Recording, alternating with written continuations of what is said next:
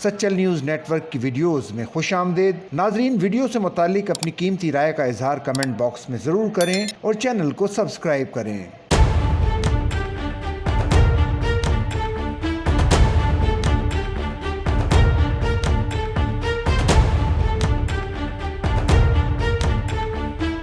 जमीयत उलमा इस्लाम के सरबराह मौलाना फजलुर रहमान ने कहा है कि अमेरिका को कोई हक नहीं कि वो पाक चीन दोस्ती पर एतराज़ करे। पाकिस्तान को किसी प्रॉक्सी का हिस्सा नहीं बनने देंगे। इक्तिसादी, दिफाई और सियासी तौर पर हम आज़ाद नहीं, आलमी इदारों के हाथों यरकमाल हैं। हमें अपने मसाइल को खुद हल करना होगा। अगर कोई बैरूनी ममालिक सरमायाकारी करना चाहता है, आलमी असूलों के मुताबिक पाकिस्तान से मुआहदा करे। इस्लाम ने मरबूत माशी निज़ाम दिया है। वो जुमे की शब वफाकी वजीर बोर्ड ऑफ इन्वेस्टमेंट कैसर अहमद शेख की रिहाइशगाह पर मीडिया से गुफ्तगू कर रहे थे। मौलाना फजलुर रहमान ने कहा कि मैं कैसर अहमद शेख और बिजनेस कम्युनिटी का शुक्रिया अदा करता हूँ। कैसर अहमद शेख ने मुझे बहुत इज्जत दी। ये सियासी जलसा नहीं है, ये बिजनेस कम्युनिटी के साथ मुलाकात है। हमारा अपना सियासी मैदान है।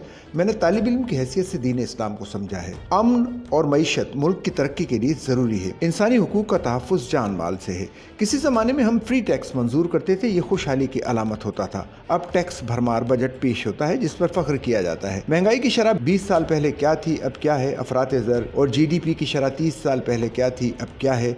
हमें तमाम हमसाय ममालिक की GDP से मुवाजना करना चाहिए। हमने मनफी GDP देखी है। हुक्मरान तबके को अपने मफादात को छोड़ना होगा। इस वक्त तक हम तरक्की नहीं देख सकते।